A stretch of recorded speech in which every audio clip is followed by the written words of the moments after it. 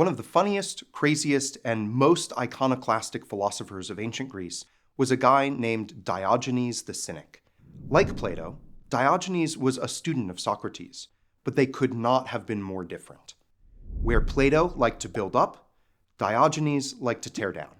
Where Plato's philosophy was mostly constructive, Diogenes' philosophy was mostly destructive.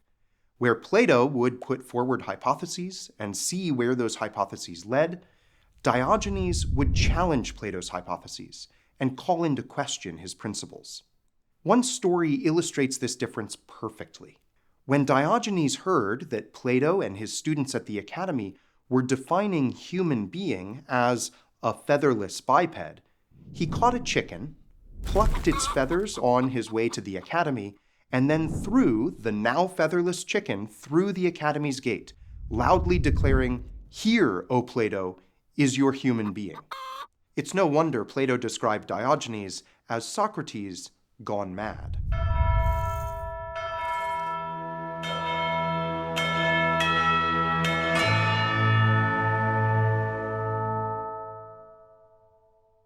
But we need people like Diogenes. We need philosophers who will challenge us, criticize us, and call us out when our arguments move too quickly or our starting points aren't quite right.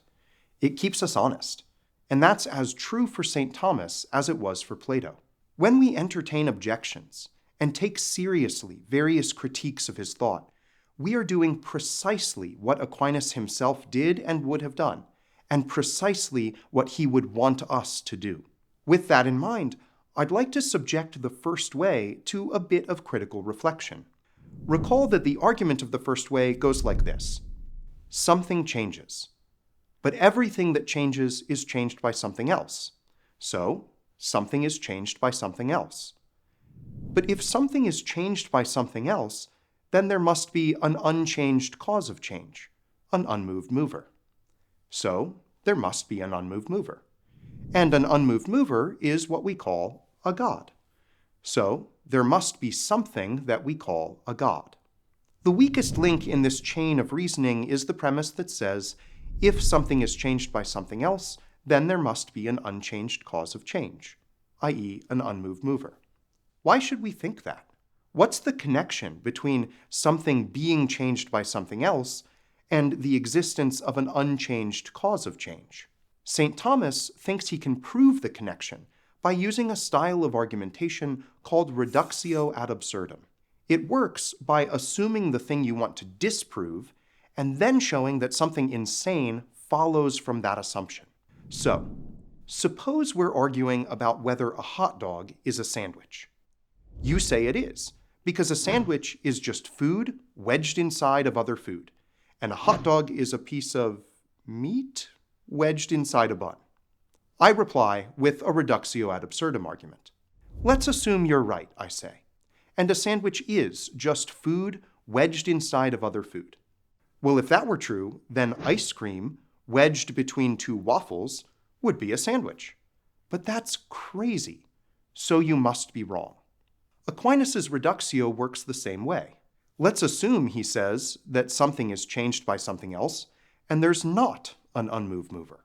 Well, if that were true, then every mover would be a moved mover. Every cause of change would itself be changed. And so there would be an infinite number of movers. But that's crazy, so you must be wrong. That's a good reply. But we shouldn't give up on our work of self-criticism quite yet. We can still ask why we should think it's crazy to have an infinite number of movers. After all, there's nothing wrong with saying that there are an infinite number of even integers, or that the ratio 1/3 has an infinite number of decimals, or even that the days and years of the world could go on to infinity. In fact, Aquinas thought it's philosophically possible for the world to have been created without either a temporal beginning or a temporal end, even though we know by revelation that it was, in fact, created in time. But if all of that is right, then there should be no problem with an infinite series of moved movers. Just imagine an infinite series of torches, where one torch lights another, which lights another, which lights another, going on forever in both directions. Is that really so crazy? It's not. And St. Thomas would agree, because the infinite series of moved movers that Aquinas has in mind in the first way aren't like torches or days or numbers. What he has in mind are infinite series of secondary moved movers. To see what he means by this, what he means by secondary, imagine there's a booth inside a room. The booth is made entirely of glass and has no interior lighting. You're in the booth, but you can see just fine. The only explanation for your ability to see is that the room outside the booth is lit. But what happens if the room outside the booth is also made entirely of glass and has no interior lighting? In this case, the outer room will no longer explain your ability to see inside the booth.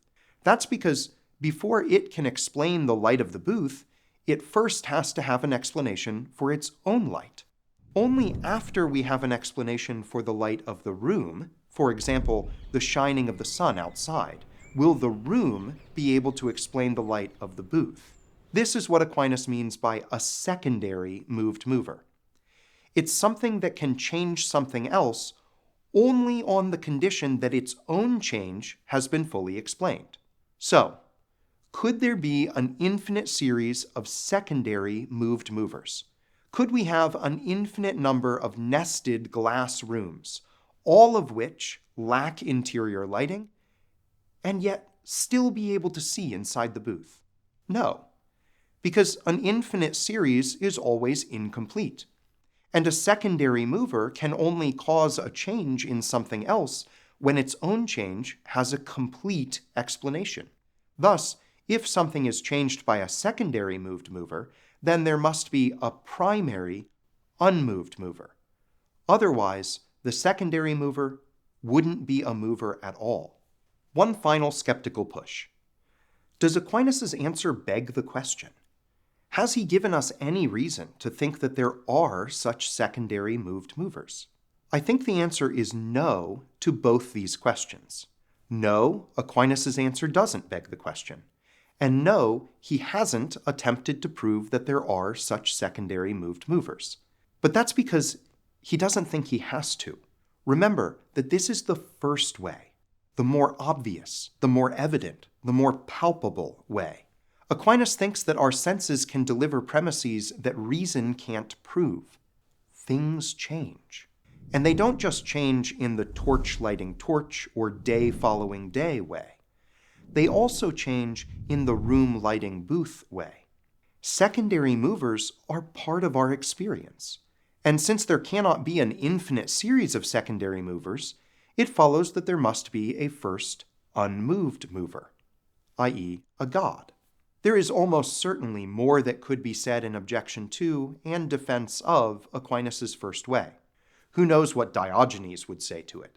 But for now, it's enough to see that critical reflection is not always purely destructive. It can also reveal a depth and a subtlety that makes our arguments stronger. For readings, podcasts, and more videos like this, go to Aquinas101.com. While you're there, be sure to sign up for one of our free video courses on Aquinas. And don't forget to like and share with your friends, because it matters what you think.